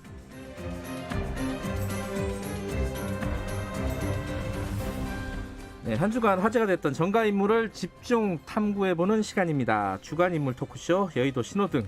현근택 변호사님 나와 계십니다. 안녕하세요. 네, 안녕하세요. 현근택입니다. 김태현 변호사님은 안 나오셨네요. 전화로 연결되어 있습니다. 변호사님 안녕하세요. 예, 안녕하세요. 어디 계세요? 어디 모처에 있습니다. 모처. 모처에. 우리 이렇게 해야지 궁금증을 좀 유발하지 않겠습니까? 하나도 안 궁금합니다. 정치인에 좀 도움이 되려고. 자, 오늘도 두 분이 각각 한 사람씩 골라. 김태현 변호사님은 사람이 아닌 것 같기도 하고. 자, 일단 현근택 변호사님은 누구를 가져오셨나요? 박영선 전 장관. 박영선 장관. 뭐 지금 선거에 나왔으니까 파란불이죠, 당연히. 파란불? 마침 오늘 또 생일이라고 하는 것 같더라고요. 뭐 그거는 아무 상관이 없는데. 어쨌든 예, 박영선 전 장관님 생일 축하드립니다. 김태현 변호사님은 개각을 갖고 오셨어요. 개각 사람인가요? 아니 집단이죠. 집단. 네. 사람이 너무 많아가지고 다 지금 색깔을 칠할 수가 없어서 그냥 이렇게 통으로 했고요. 물론 이번 개각 중에서 굉장히 저는 잘된 개각도 한 분 정도 보이긴 하는데 전반적으로는 별로 어떻게 보면 두 분이네요. 그러니까 쉽게 말씀드리면 저기 누구죠? 강경화 장관이 나간 건 잘했다. 그래요? 네. 왜 그래요? 강경화 장관 섭섭하게. 한정혜 후보자가 온 것도 잘했다. 근데 나머지는 뭐 별로. 알겠습니다. 그럼 전반적으로는 색깔이 뭐예요? 그러면은? 빨간색이죠. 그래요? 저한테 왜 그래요? 어쨌든 파란 리가 있겠습니까? 예, 그 이유는 나중에. 근데 아까 제가 말씀드렸던 강경화 장관의 교체와 그다음에 저기 한정혜 후보자가 온 거 이건 정말 잘한 것 같습니다. 그 이유는 나중에 좀 여쭤보고요. 먼저 타순대로 가보죠. 박영선 전 장관 파란불 갖고 오셨는데 현근택 변호사님, 뭐 설명해 주세요. 진짜 파란불 맞아요? 그렇죠. 왜냐하면 사실은 이제 지금 서울시장 선거가 뭐 어떻게 이루어지는지는 다 알잖아요. 네. 그래서 대부분의 아마 사람들이 그래도 좀 여성 남성 가르는 거는 좀 그렇지만 여성 후보가 좀 유리하지 않겠냐라는 게 대체적인 시각인 것 같아요. 자연스러운 흐름이기도 하고 그거는 뭐 여당뿐만 아니라 야당도 비슷할 것 같습니다. 맞아요. 그러면 예를 들어서 지금 현재 사실은 당초에 많은 분들이 뭐 우리 당 민주당 쪽이 좀 불리하지 않겠냐라는 게 대체적인 시각이었잖아요. 그렇죠. 특히 이제 부동산 문제나 아니면 뭐 이런 게 있었는데 최근에 이제 여론조사 보면 아시겠지만 이게 아마 제가 보기엔 코로나 방역이 조금 잘 되고 있으면 이 부분이 많이 작용하는 것 같아요. 거리두기도 아마 좀 줄 것 같고 아마 좀 뭐 1, 2주 지나면 아마 거의 정상으로 돌아갈 수 있을 것 같거든요. 네. 그다음에 또 2월 초 정도 되면 아마 백신이 나오겠죠. 나오겠고. 들어오겠죠. 그렇죠. 근데 한 달 정도 전에 생각해 보시면 알겠지만 백신 처음에 막 외국에서 접종할 때는 백신만 접종하면 이 코로나가 엄청 끝날 것처럼 많이 나왔는데 사실은 뭐 이스라엘 빼고 유럽도 보면 뭐 1, 2% 정도 내외예요. 접종률이 잘 안 되고 있거든요. 미국도 접종 시작했지만 거의 확진자라든지 비슷하고 백신 자체 도입보다 방역이 더 중요하다는 게 나오고 있거든요. 그 다음에 지금 뭐 대통령 지지율이나 정당 지지율도 저는 뭐 선거 전까지 지금보다 더 잘 나올 수 있다라고 봐요. 그러면 일단은 뭐 당내 경선에서도 그렇고 그리고 지금 뭐 야권에서도 뭐 단일화가 제가 보기 쉽지 않거든요. 그렇게 본다 그러면 박영선 하여튼 전 장관이 가시권에 들어왔다. 이 전반적인 선거 구도를 좀 말씀해 주셨는데 오늘은 박영선 전 장관에 좀 집중해 보죠. 일단은 김태현 변호사님. 네. 박영선 전 장관 나와가지고 출마 선언을 한 거는 파란불이다? 출마 선언 아직 안 했죠. 사실 공식적으로는. 그죠? 아직 안 했습니다. 그렇죠. 그렇지만 어쨌든 뭐 지금 뭐 개각에서 교체가 됐으니까 네. 뭐 이제 나오는 건 기정사실인 거고 네. 저도 파란불이라고 보고. 그래요. 뭐 만약에 제가 민주당에 공천을 할 수 있는 공천권자라면, 네. 공천권자라면 뭐 최강의 후보를 내야 되지 않겠습니까? 예. 민주당이 낼 수 있는 그러면은 박영선 전 장관이죠. 저보고 내라고 그래도. 그래요? 오늘 두 분이 화기애애하네. 아니 야당 쪽에서 가장 경계하는 사람도 예. 박영선 전 장관일 거예요. 그래요? 제가 보기엔요 안 나와가지고 미안해가지고 그런 거 같아요. 자 그러면은 김태현 변호사님이 예. 먼저 지금 제가 말씀드렸으니까 박영선 전 장관의 장점, 단점 하나씩만 뽑아주시죠. 그러니까 사실 아까 저 현근택 변호사님 말씀하셨는데, 네. 뭐 선거에서 뭐 구도, 이슈, 인물 이렇게 얘기하잖아요. 네. 근데 사실 이번 선거는 보궐선거고 또 이런 특성도 있고 해서 구도자랑 뭐 야권 단일화 문제라든지 뭐 야권 정권에 대한 견제론이라든지 이렇게 해서 구도가 어느 때보다 사실 중요한 선거긴 해요. 그러니까 네. 인물 변수가 얼마나 구도를 엎을 수 있을까라는 건 있지만 그래도 마지막 2, 3%를 결정하는 게 인물 변수라고 하면 네. 제가 항상 말씀드리지만 인물에 있어서 가장 중요한 거는 호감도보다는 비호감도가 낮은 거거든요. 근데 박영선 장관이 민주당에 낼 수 있는 후보들 중에서 네. 대중적 인지도 높고 비호감도 낮은 사람 찾아라 그러면은 저는 박영선 전 장관이라고 봅니다. 그래서 그게 굉장히 보궐선거에서 도움이 될 거고 예. 그게 아마 저는 박영선 전 장관의 최고의 장점이라고 봐요. 예. 다만 이제 단점은 뭐냐. 예. 지금 사실 우리가 민주당이 이제 불리하다고 하는 게 예. 부동산부터 시작한 이 정부 정책의 실정이나 이런 거잖아요. 야당이 예. 주장하는 데 있어서. 그럼 그걸 뒤엎을 수 있는 파괴력이 있어야 되는데 네. 그건 좀 부족하지 않나라는 생각을 좀 하죠.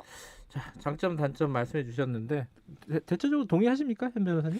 뭐 일부는 동의할 수 있고요. 일부는 아닌 것 같은데 결국은 아마 당내 경선이 아마 더 중요할 것 같아요. 왜냐하면 야당 뭐 단일화를 우리 갈 수 있는 게 아니니까 민주당에서 그거는 뭐 종속 변수잖아요. 실제로 어떤 영향이 없으니까 결국은 인지도가 높다라는 게 가장 크죠. 정치에서는 지금처럼 이제 언택트 시대, 코로나 시대에 뭐 사람 만날 수가 없잖아요. 결국은 기존에 알려진 인지도로 그냥 갈 수밖에 없어요. 거의 인기 투표처럼 될 텐데 인지도가 많이 앞선다는 건 장점일 텐데 우상호 의원 같은 경우에는 아무래도 뭐 386 세대들이 뭐 서울 시내뿐만 아니라 뭐 전국에 많지만 서울 시내 뭐 시의원, 구의원 뿐만 아니라 뭐 정치에 어쨌든 민주당을 도와주는 분들 굉장히 많거든요. 조직력에서 앞섰다 볼 수 있는데, 근데 지난번에 이제 박원순 시장하고 3자 했을 때에도 경선했을 때 했을 때에도 박영선 전 장관이 조금 앞섰거든요, 사실은. 그런 걸 보면 이번 선거 구도가 아까 말씀처럼 뭐 박원순 전 시장 때문에 이루어지는 거고 조금 더 이러다고 봐요. 단점은 뭐 없으세요? 일단 많은 분들이 이제 얘기하는 게, 그러니까 박영선 장관이 어찌 보면 민주당 내 뭐 우리가 뭐 다 친문이라 볼 수 있겠지만 그래도 박영선 장관이 항상 때마다 보면은 이게 나갈 사람인가 아닌가 이 고민이 항상 있었거든요. 국민의당 문제 있을 때도 있고 이런 부분에 대한 게 좀 있을 수 있어요. 당내에 그러니까 핵심 지지층들의 그렇죠. 가지는 그렇긴 한데 저는 그건 아마 박영선 전 장관이 어떻게 극복할 수 있냐면 결국은 본선에서 이기는 게 중요하다라고 봐요. 그러니까 아무리 당내에서 지지율이 높아도 본선에 나갔을 때 만약에 승산이 없으면 저는 그래서 당원들은 아마 전략적 투표를 할 가능성도 있다라고 봅니다. 알겠습니다. 뭐 선거 구도로 넓히면은 아마 그 얘기하다가 끝날 것 같아가지고 그렇죠. 네, 박영선 장관 얘기로 마무리하고요. 다음 얘기로 넘어가죠. 김태현 변호사님. 네. 아까 두 가지는 잘했고 나머지는 별로다 이렇게 했잖아요. 일단 잘한 것부터 얘기해 보죠. 아니 근데 강경화 장관 나간 게 잘한 거예요? 왜 저는 사실은 강경화 장관 임명할 때부터 저는 좋은 점수를 준 적이 없어요. 왜 그래요? 그리고 실제로도 아니 보시면은 뭐 자꾸 나간 분 자꾸 뭐라고 해서 좀 죄송하긴 한데 그렇지 않습니까? 마지막으로 하죠. 마지막으로. 보내드려야 되는데 저희 이제 이슈 올라온 적이 없으니까 강경화 장관이 기본적으로 외교 전문가가 아니잖아요. 아니죠. 네? 냉정하게 뭐 유엔에서 다자역을 했다고는 하는데 네. 정통 외무관료 출신도 아니고 예. 더군다나 대한민국처럼 외교가 중요한 나라에서 대미, 대일, 대중 외교에 대한 경험 없고 네. 북핵 경험 없고 그렇지 않습니까? 예. 물론 대통령이 강경호 장관 임명할 때 최초의 여성 외무장관이다, 최초의 비외무고시 출신이다, 뭐 이런 어떤 상징성은 있는데 상징성이 중요한 게 아니라 일 잘하는 게 중요한 거죠. 그래서 처음에 강경화 장관 될 때부터 아니 저분이 잘할 수 있을까? 우리나라 지금 외교 문제가 산적한데? 라는 의구심이 있었는데 실제로 항상 나왔던 게 외교부 패싱 논란에다가 네. 더군다나 각종 소소한 어떤 그런 문제들, 뭐 구겨진 태극기, 대통령 외국 가서 말씀하시는데 뭐 말레이시아인데 인도네시아를 썼나요? 인도네시아인데 말레이시아를 썼나요? 아하. 거기다가 그런 것들이 있었잖아요. 예. 그 사소한 그런 예전에 잊지 않던 굉장히 의전 실수부터 실수, 거기다가 큰 틀에서 대미, 대기, 대중, 북핵 아무것도 외교부가 주도한 게 없다라는 거죠. 그래서 항상 교체론이 나왔는데 대통령과의 신임이 이제 좀 굉장히 두텁다. 그래서 뭐 오경화다, 5년 같이 갈 거다 이런 얘기까지 나오지 않습니까? 네. 그런데 이번에 드디어 교체가 됐다. 뭐 이런 거에서 저는 의의를 찾습니다. 오케이. 다만 예. 교체하고 온 분이 근데 웬 또 정의용 전 실장이냐 라는 생각이 좀 들어요. 그건 별로라고 네. 보세요? 아니 뭐 경험도 그러니까 많고. 예. 정의용 정 실장의 개인적인 능력은 정말 훌륭하신 분이지. 어쨌든 외교 경험도 많고 예. 현 정부의 외교 실정 죄송합니다. 청와대 안보실장 하셨으니까 네. 현 정부의 외교의 어떤 그 흐름도 잘 아실 거고 다만 지금 만약에 강경화 장관을 교체하는 타이밍이 지금이라면 네. 그죠? 지금이라면 뭐 일각에서는 뭐 저 야당 쪽에서는 뭐 김여정 뭐 어쩌고 저 강경화 장관에 대한 비난 뭐 이거 얘기하는데 저는 그렇게까지 생각하고 싶지는 않고 결국 지구 교체한 타이밍이 바이든 정부의 출범함에 있어서 어떤 새로운 외교 우리나라 외교 라인의 새로운 진영을 짜는 거라고 하면 첫째는 새로운 건 아니잖아요. 그죠? 그 다음에 그럼 과연 정의용 실장이 바이든 정부하고 호흡이 잘 맞겠느냐? 사실 우리나라에서 제일 중요한 게 북핵 문제라고 보면 정의용 실장은 트럼프 행정부하고 호흡을 맞췄던 사람이지 않습니까? 그런 측면에서. 그럼요. 근데 지금 바이든 행정부는 트럼프 행정부의 북핵 문제를 저 원점에서 다시 검토한다는 거 아니겠어요? 그 우리도 원점에서 다시 검토해야죠. 똑같은 저 트럼프랑 하던 거 가가지고 읊어가지고 씨앗이나 먹히겠습니까? 알겠습니다. 전화로 하니까 말을 끊기가 되게 애매하네요. 긴데 끊을 수가 없어 이거. 저도 그 생각하고 있었어요. 말 참 오래 한다. 현 변호사님. 근데 요번 개각 보면은 그 얘기 많이 하잖아요. 어제 저희 하태경 의원이 야당에서 나와가지고 인터뷰할 때도 뭐 부엉이 모임 얘기 많이 하잖아요. 너무 많다. 그리고 편식 인사 아니냐. 어떻게 보세요 이거는? 그런 얘기 나올 수도 있다고 봐요. 그러니까 전해철, 지금 권칠승, 뭐 황희 같이 보면 세 분이 이제 또 그 모임의 핵심적인 인물들인데요. 근데 뭐 이런 면도 있다고 봐요. 결국은 이제 지금 후반기 거의 끝나가는 지점이거든요. 그렇게 본다 그러면 아마 그 관료들의 장악, 그다음에 마무리하는 거 이게 제일 중요하다고 봅니다. 그러려면 그래도 뭐 정치인 출신이 좀 필요한 것 같고요. 그다음에 어느 계파를 사실은 뭐 저희 당에서 뭐 여러 가지 얘기도 있지만 친문이냐 아니냐는 것도 있지만 저는 뭐 그래도 일단 정치인, 국회의원, 뭐 청문회, 관료 이런 부분 좀 고려하는 게 더 크다고 봅니다. 알겠습니다. 제가 약간 톤을 잃었어요. 왜냐하면 이게 약간 즐겁게 금요일 날 마무리해야 되는데 갑자기 토론 분위기로 가버렸어요. 아까 지금 외교부 얘기를 할게요. 강경화 장관 그 얘기 가서 얘기할 때도 보면 결국은 이제 이게 검찰이나 뭐 기재부만큼이나 강한 데가 이제 외교부잖아요. 외시 출신, 그다음 남성 이미지 되게 강하거든요. 말처럼 뭐 그분들이 승진 코스가 다 있어요. 우리 검찰처럼 다 미국, 뭐 일본, 러시아 다 갔다 오고 사강 얘기하고 그런 분들이 대부분 했었거든요. 그런 관료, 남성 외시 출신 관료들만 하는가 과연? 저는 뭐 장관이 이번에 외시 출신도 아니고 여자고 그리고 그랬지만 저는 그래도 북미 간의 대화도 만들었고요. 남북 간에 물론 외교부 장관이 하는 건 아니지만 그래도 성과가 있었다라고 봅니다. 그리고 사실은 그런 기존에 쭉 오던 대로만 가면 변화가 없어요. 저는 앞으로 외교부 장관은 다른 사람도 할 수 있다라고 보고 그거는 법무부나 국방부도 마찬가지예요. 꼭 이렇게 어쨌든 기존에 해왔던 것만 반복한다고 해서 뭐 변화가 있겠느냐. 저는 뭐 그거는 개혁은 아니라고 봅니다. 가신 분은 잘 보내드리도록 하겠습니다. 여기까지 하시고 자 마지막으로 짧게 한 말씀만 듣죠. 이 개각의 마지막 퍼즐, 마지막 단추가 정세균 총리의 교체, 그 뒤에 정세균 총리의 대권 도전 뭐 이렇게 보는 사람들이 있는데 이게 현실성 있는 얘기인가? 김태현 변호사님 짧게 시간 많지 않으니까 어떻게 생각하세요? 만약에 서울시장 선거에서 저 여당이 져서 네. 이낙연 대표 입지가 흔들리면은 새로운 친문 후보 찾아야 되잖아요. 그러면 저는 전생훈 총리 등판 가능성이 있고 그러면 총리 교체가 될 거다. 만약에 정세균 총리가 대선 나갈 생각이 없습니다라고 하면 총리 교체 안 하죠. 왜냐하면 지금 방역 사령탑인데 그렇죠. 그걸 바꾸는 건 말이 안 되지 않습니까? 근데 이제 여권에서 크게 대선판을 다시 짜야 된다. 정세균이라는 사람 필요하다. 그러면 바꾸고 총리 교체하겠죠. 대선 내가 나가야 되니까. 좀 합리적인 얘기인 것 같기도 하고 어떻게 보세요, 현 변호사님?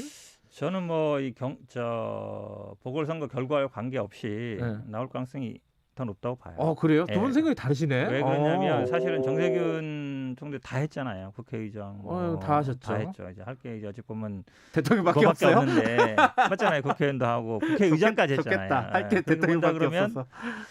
지금 사실은 어찌 보면 또 연세도 좀 있으시고 마지막 도전일 가능성이 있어요. 그리고 그동안 계속 대권의 도전에 대한 뜻도 밝혀왔거든요. 그렇게 본다 그러면 그래요? 저는 뭐 나설 가능성이 높다라고 봅니다. 요거는 뭐 나중에 관전 포인트가 되겠네요. 자, 여기까지 하죠. 고맙습니다. 예, 감사합니다. 예, 김태현 변호사님 그리고 현근택 변호사님이었습니다. 지금 시각은 8시 45분입니다. 이 시각 교통 상황입니다. 출근길 정체가 심한 편은 아니지만 비가 그친 뒤 습도가 높아져서 안개 낀 곳이 많습니다. 안전운전 하셔야겠습니다. 서해안고속도로 목포 방향 팔곡터널에서 용담터널 또 비봉 부근 정체고요. 서울 쪽은 일직분기점에서 금천 쪽 이동이 어렵습니다. 이어지는 서부간선도로 성산대교 방향 오금교부터 쭉 밀리고 있고요. 반대 안양 쪽은 안양교 부근에서 금천 쪽으로 막힙니다. 강변북로 구리 방향으로 자유로 행주대교에서 반포대교까지 가는데 45분이 조금 넘게 필요합니다. KBS 교통정보센터에서 이승미였습니다.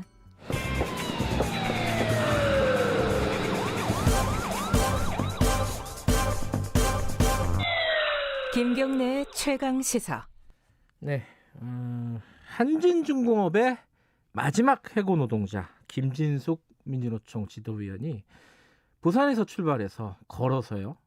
지금 서울로 오고 있습니다. 청와대를 향해서 오고 있는데 일종의 복직 투쟁이죠. 지금 한 대전까지 갔다 오는 얘기 들었는데 지금 어디 계신지도 궁금하고 건강도 궁금하고 그리고 지금 수십 년이 흐른 얘기예요. 근데 아직도 복직이 안 돼 있는데 지금 다시 도보로 이 얘기를 꺼낸 이유가 무엇인지도 좀 들어보겠습니다. 세상 얘기도 좀 들어보고요. 김진숙 지도위원 연결하겠습니다. 위원님 안녕하세요. 예, 안녕하세요. 오늘도 걸으시나요? 예, 걸어야죠. 아직 출발 안 하셨고요. 예, 예. 어디세요, 지금은? 숙소는 대전에 있고 오늘은 이원역에서부터 출발해요. 아하. 그러면 부산에서 벌써 한 대전 무렵 근방까지 왔다는 거네요, 그죠? 네. 언제 출발하셨죠? 지난 30일이니까. 12월 30일 날 출발해서 지금 절반 정도인 것 같아요. 아니, 연세도 좀 있으시고 건강은 어떻게 해요? 괜찮으세요? 지금은 건강을 신경 쓰고 챙길 여건이 안 돼서 그냥 지금은 하여튼 걷는 데 집중하고 있습니다. 그래도 어쨌든 걸으실 수는 있다. 네, 걷는 건 잘해요. 네. 청와대 언제 도착하십니까? 2월 7일 날로 예정하고 있어요. 별다른 차질이 없으면 2월 7일 날 들어갈 거예요. 자, 여기 들으시는 분들이 청취자분들이 궁금해할 겁니다. 아니 지금 왜 이 엄동설안에 부산에서 서울까지 왔는지가 간단하게 좀 말씀을 해주시죠. 왜 지금 걷고 있는지. 제 복직 문제가 어쨌든 저는 이제 처음에 시작할 때부터 복직 없이 정년 없다라고 시작을 했고, 네. 작년 연말이 정년이었는데 그걸 넘어가면서 이 투쟁이 제가 복직할 때까지는 안 끝난다는 거를 좀 보여주고 싶은 것도 있었고요. 그 다음에 한진중공업이 다시 이제 매각이 진행 중이거든요. 네. 근데 어쨌든 노동자들한테는 가장 중요한 게 고용인데, 그 고용보다는 부동산에 더, 땅에 더 관심이 많은 동부건설이 우선 협상 대상자로 선정이 되면서, 그 매각 과정에 왜 노동자들의 의사는 전혀 반영되지 않는가, 그리고 노동자들의 고용에 대한 부분들은 왜 담보되지 않는가에 대한 것들도 알리고, 그때 당시 또 중대재해기업처벌법이 한참 또 유가족들이 단식 농성을 할 때라, 그런 노동자들의 현실들을 좀 알리고 싶어서 걸어서 출발을 했습니다. 모르시는 분들을 위해서 제가 간단하게 부연 설명을 하면은 1986년도에 한진중공업에서 최초의 여성 용접자로 노동자로 일을 하시다가 네. 이제 해고가 됐습니다. 이게 노조 활동 등을 했다는 이유로 해고가 되고 고문도 많이 받으시고 막 그랬습니다. 그런데 35년 동안 복직이 안 됐었고 이제 다시 복직을 얘기하시는 건데, 근데 사람들은 그런 생각을 할 수도 있어요. 아니, 35년 됐는데 그건 좀 잊고 사는 게 어떨까? 왜 이렇게 다시 이야기를 꺼내시게 된 겁니까? 다시 얘기를 꺼냈던 건 아니고 저는 35년 동안 계속 같은 얘기를 해왔었는데 네. 그 얘기들이 안 먹혔던 거죠. 그리고 저는 하여튼 뭐 35년 동안 복직으로 해서 저 나름대로는 애를 써왔었는데 네. 그동안에는 전혀 반응이 없었습니다. 네. 근데 하여튼 이번에는 많은 분들이 뭐 단식도 하시고 같이 걸어주시기도 하고 뭐 기자회견도 많이 해주시고 특히 이제 해고되신 선배님들도 애를 써주시고 그런 부분들이 저한테는 굉장히 지금 큰 힘이 되고 있죠. 그리고 35년 동안 하여튼 한 사람이 포기하지 않았던 꿈이 아직도 이루어지지 않고 있는 거에 대한 부분들도 하여튼 원망이 큽니다. 지금 작년 같은 경우에도요. 민주화운동 명예보상심의위원회에서 김인숙 위원의 해고가 부당하다. 그래갖고 복직을 권고했잖아요. 회사 측에.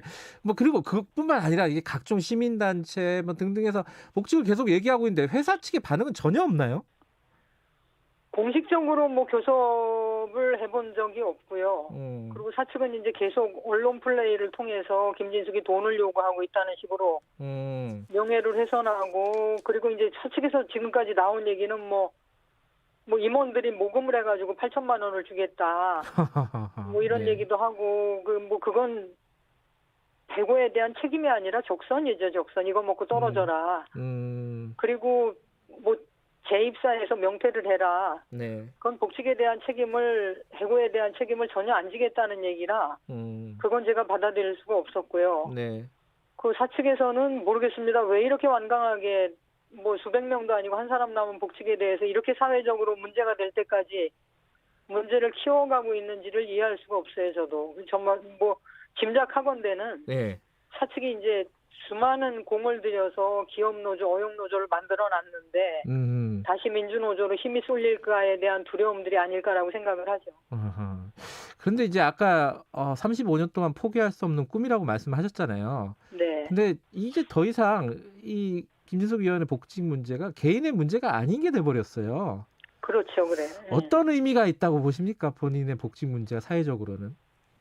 제가 이렇게 20일 넘게 걸어오면서 많은 노동자들이 함께하고 있어요. 근데 그 중에는 특히 이제 대우버스나 한국게이츠나 아시아나 KO나 그다음에 코레일 네트워크스나 LG 트윈타워 노동자들이나 해고된 노동자들이 많이 걷고, 특히 옛날에 30여 년 전에 해고됐던 사마고무나 진양고무나 풍산금속이나 이런 노동자들도 함께 하고 계시거든요. 그러니까 이 사회에 아직도 수많은 노동자들이 제자리로 돌아가지 못한 그걸 저도 이제 길에서 다시 한번 확인하고 있는 건데요.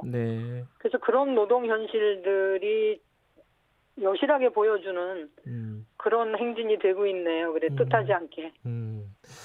35년 동안 이제 사실 노동운동 현장에 계속 계셨던 건데 35년 동안 우리 노동 환경은 많이 바뀌었습니까? 좀 좋아졌습니까? 어떻게 평가하십니까?